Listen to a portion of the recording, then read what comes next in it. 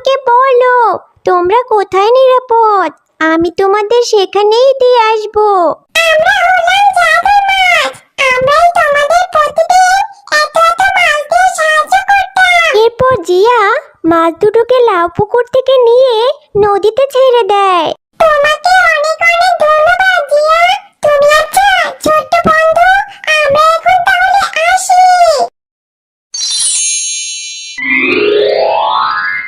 খাবো না, আমি এই ডাল ভাত খাবো না, প্রতিদিন এই ডাল ভাত খেতে আমার একদম ভালো লাগে না। কিরে মা জিয়া, তোর আবার কি হলো? এভাবে পেতনির মতো বসে কান্না করছিস কেন? মা দেখো না, বাবা আমাকে পেতনি বলছে। আহ, কি বলছো? তোমাদের প্রতিদিনের এই বাপ মেয়ের ঝগড়া আর ভালো লাগে না বাপু। পেতনির মতো কান্না করবো না তো কি করব? প্রতিদিন তুমি যে এত এত মাছ ধরে আনো, মাছগুলো কি করো বাবা? এত এত মাছ ধরে আনো, এরপরেও আমি খেতে বসলে দেখি কোনো মাছ নেই, শুধু ডাল ভাত। তুমি এত এত মাছ কি করো বাবা? ঝুমা, শোনো তোমার মেয়ের কথা। মাছ ধরে যদি বাজারে বিক্রি না করি তাহলে চাল ডাল কিনবো কি করে বলো তো? থাক বাবা, তোমাকে আর মাছ আনতে হবে না, আমি এই ডাল দিয়ে ভাত খেয়ে নিচ্ছি। আমি আর কখনো মাছ দিয়ে ভাত খেতে চাইবো না বাবা। ঝুমা, শোনো তোমার বোকা মেয়ের কথা। না রে মা, তুই কান্না করিস না। আমি আগামীকাল যতগুলো মাছ ধরে আনবো কোনো মাছই বাজারে বিক্রি করব না, সব মাছগুলোই আমাদের খাওয়ার জন্য রেখে দিব। তুই আর কান্না করিস না মা। আমার লক্ষ্মী বাবা, এই তো বাবা, তুমি বুঝতে পেরেছো? কি মজা কি মজা, আমি আগামীকাল মাছ দিয়ে ভাত খাবো। ইয়ে! এরপর পরের দিন মন্টু শিয়াল চলে আসে নদীর ধারে মাছ ধরার জন্য। এরপর মন্টু শিয়াল নদীতে জাল ফেলে, কিন্তু মন্টু শিয়াল নদীতে জাল ফেলে একটি মাছও পায় না। তখন মন্টু শিয়াল মাছ ধরতে না পেরে হতাশ হয়ে যায়। আয় হায় হায়, একটা মাছও ধরতে পারলাম না।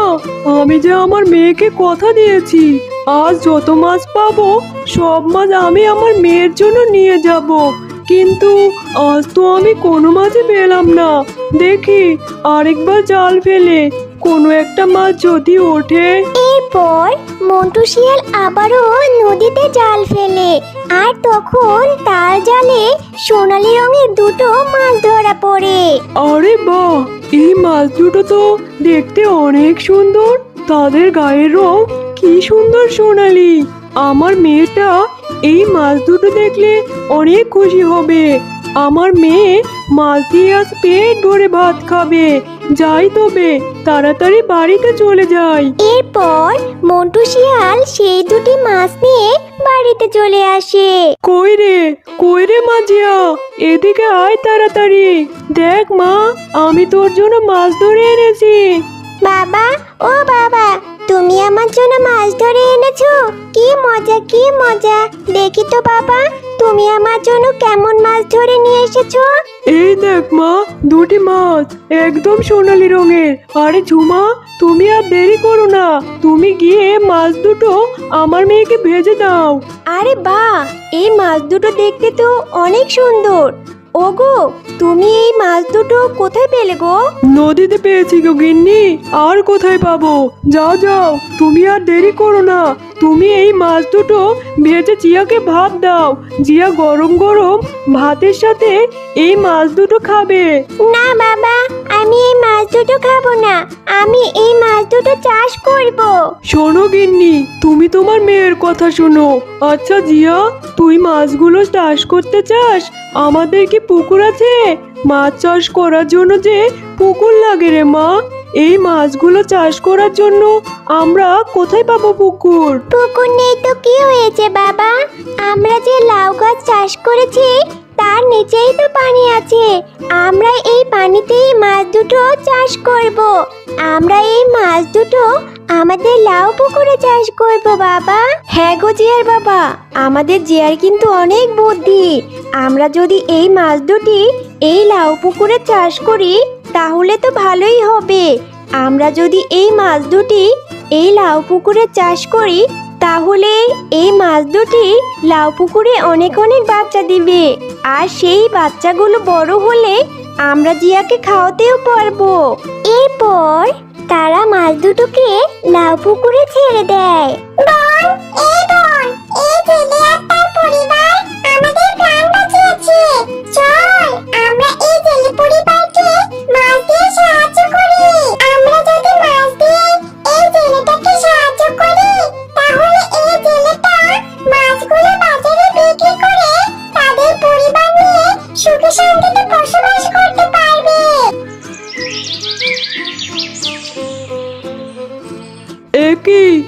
আমি কি দেখছি? এই মাছ দুটো একদিনের মধ্যেই এতগুলো মাছ দিল। আজ থেকে আমি এই লাউ পুকুরে মাছ চাষ করব। আমি বরং এই মাছগুলো এখন বাজারে নিয়ে বিক্রি করে আসি। এরপর মন্টু শিয়াল সেই পুকুর থেকে মাছ ধরে এক ঝুড়ি মাছ নিয়ে বাজারে চলে যায়।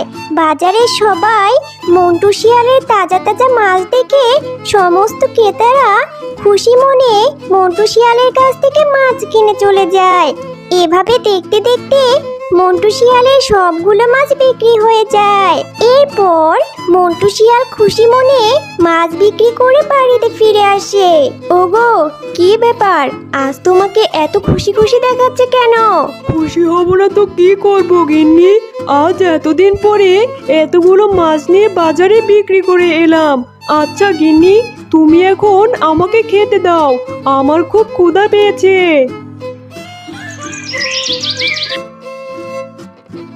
আরে ঝুমা, আজ এত ভালো ভালো রান্না করেছো বাড়িতে। তুমি বুঝি মাছ দেখে খুশিতে আত্মহারা হয়ে গেছো? বাবা, কি যে বলো!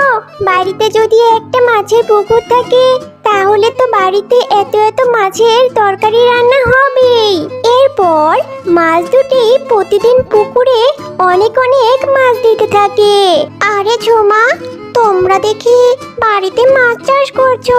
তা ঝুমা ভাবি, তোমরা তোমাদের পুকুর থেকে এই সোনালী মাছ দুটো আমাকে দিবে? আমিও আমার বাড়িতে মাছ চাষ করতে চাই। ঠিক আছে বানরনি ভাবি, তুমি বরং কাল এসো, এই পুকুর থেকে মাছ দুটি নিয়ে যেও। এসব কথা শুনে বানরনি সেখান থেকে চলে যায়। আমাদের এখন কি হবে? আমার না এই বানরনিকে ভীষণ লোভী মনে হচ্ছে। এখন যে আমাদের কি হবে? এই বানরনি যদি আমাদের কোনো ক্ষতি করে দেয়, বোন, আমাদের মনে হয় দিন এখানেই শেষ হয়ে যাবে। জাদুর মাছ দুটির কথা জিয়া দূর থেকে শুনতে পায়। আরে তোমরা মাছেরা কথা বলতেও পারো? তোমরা কোনো চিন্তা করো না, আমি তোমাদের সব কথা শুনেছি। তোমরা আমাকে বলো, তোমরা কোথায় নিরাপদ? আমি তোমাদের সেখানেই দিয়ে আসবো। আমরা হলাম জাদুর মাছ, আমরাই তোমাদের প্রতিদিন এত মাছ দিয়ে সাহায্য করতাম, আর এত মাছ তোমাদের উপহার দিতাম। তুমি যদি আমাদের নদীতে দিয়ে আসো, তাহলে আমরা ওখানেই নিরাপদ থাকবো। ঠিক আছে, তোমরা কোনো চিন্তা করো না, আমি এক্ষুনি তোমাদের নদীতে দিয়ে আসবো। এরপর জিয়া মাছ দুটোকে লাউ পুকুর থেকে নিয়ে নদীতে ছেড়ে দেয়। তোমাকে অনেক ধন্যবাদ জিয়া, তুমি আমাদের প্রাণ বাঁচিয়েছো। আমরা তোমাদের লাউ পুকুরে যে মাছগুলো দিয়ে এসেছি, সেই মাছগুলো ভালোভাবে চাষ করো। ওই মাছগুলো সাধারণ কোনো মাছ নয়, ওই মাছগুলো হলো জাদুর মাছ। ওই মাছগুলো কখনোই শেষ হবে না। তোমাদেরকেও অনেক ধন্যবাদ, তোমরা আমাদের প্রতিদিন অনেক মাছ দিয়ে সাহায্য করেছো। আচ্ছা ছোট্ট বন্ধু, আমরা এখন তাহলে আসি।